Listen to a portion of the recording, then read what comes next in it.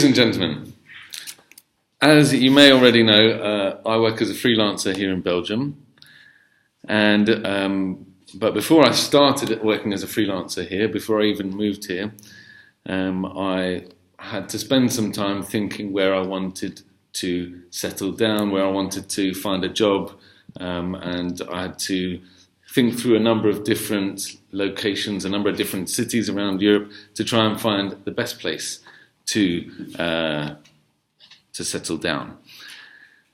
And when I was making this choice, I ended up opting for Belgium because I felt that it offers a lot of advantages for someone like me. It's close to my home city of London, firstly. Secondly, it's a very international city, very cosmopolitan. Thirdly, it's a city which is not too big, but at the same time it's not too small.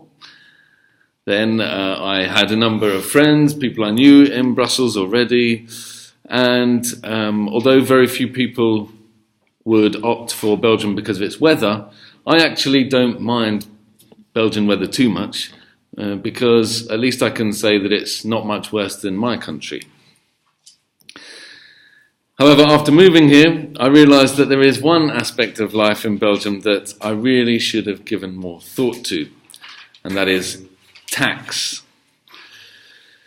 It's often said that there are only two things that are really inevitable in life. The first is death. We're all going to die at some point, right? The second inevitable thing in life is tax. Wherever you go, whatever you do, however you earn your money, you're always going to end up having to give away a share of it to the taxman or to the government or whatever. You'll inevitably have to fork out a large share of your earnings to someone during your life. You'll have to try and keep the taxman happy. And from my point of view at least, the Belgian taxman must be very happy, as he always seems to run away with a large proportion of my earnings each month. But anyway, as I was saying, tax is inevitable, so we all have to pay it. I'm not the only one, and I guess I shouldn't be moaning, I shouldn't be grumbling about it. And actually, tax is nothing new, really. It's definitely not a modern invention, far from it. Way back in the times of the pharaohs, ancient Egyptian farmers had to hand over 10% of their crop, 10% of their yield to those in charge.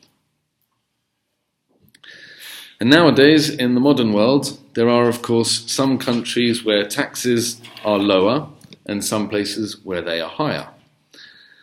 There are even some parts of the world that pride themselves on offering very low tax rates in order to attract rich citizens or companies from different parts of the world. These countries are generally referred to as tax havens. Tax havens can be found all over the world, but if we are to focus on Europe alone, we can actually find quite a few. For instance, you may have heard about how the Republic of Ireland has been accused of levying very low corporate tax rates. It does this mainly to draw in large Silicon Valley companies. These rates are said to be so low that they are unfair on other European countries. Then there are other countries which may have other unfair tax rates. We could maybe mention Switzerland and Luxembourg, and high earners might be attracted to these countries because of the way their wealth is taxed. And of course, my own country is unable to free itself from blame. There are many British overseas territories that are said to be tax havens, particularly Jersey, the Isle of Man, Gibraltar, or Bermuda. But why do we have to pay taxes in the first place? What's the point of paying taxes?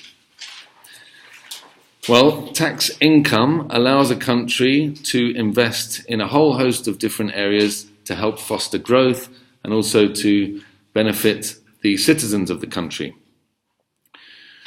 But there are lots of different types of taxes.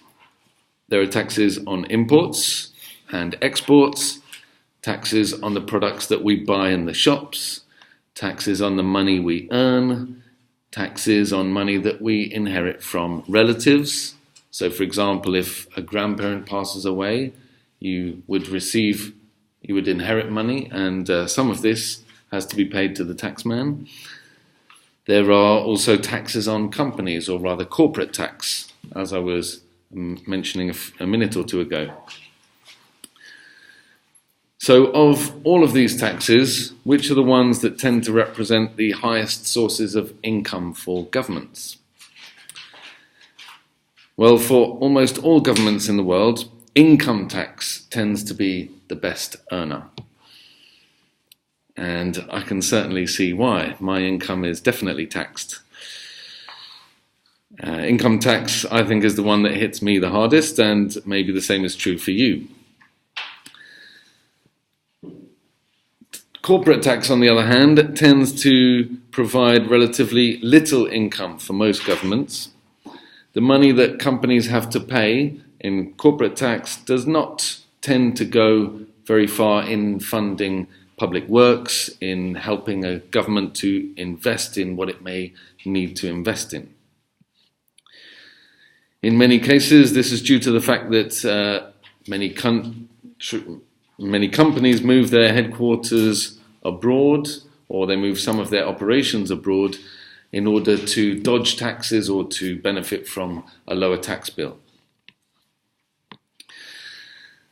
So, ladies and gentlemen, as you may have guessed from what I've said so far, I'm what you could call a reluctant taxpayer.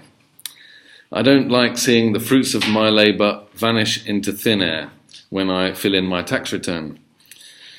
I despise that time of the year when I have to knuckle down to filling in forms and paperwork just to pay money to the government. But actually, what I haven't said so far is that I actually feel a certain pride sometimes when I pay my taxes.